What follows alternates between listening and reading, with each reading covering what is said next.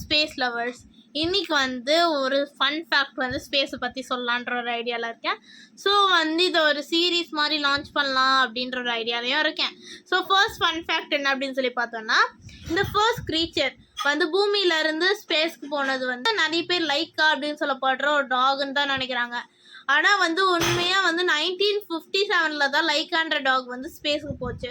ஆனால் அதுக்கு முன்னாடி 1947 நம்ம இண்டிபெண்டன்ஸ் கிடச்சிச்சுல்ல, அப்போவே வந்து யூஎஸ்ஏவால் ஃப்ரூட் ஃப்ளைஸ் அப்படின்னு சொல்லப்படுற ஒரு இன்செக்ட், ஓகேவா, அதுக்கிட்ட வந்து சிம்பிளான டிஎன்ஏ இருக்குது, சீக்கிரமாக ரீப்ரொடியூஸ் பண்ணணும், இந்த மாதிரியான சில ரீசன்ஸ்னால அதை வந்து ஏதோ ஸ்பேஸ்க்கு வந்து 1947 நமக்கு இண்டிபெண்டன்ஸ் கிடச்ச டைம்லேயே அனுப்பியிருக்காங்க.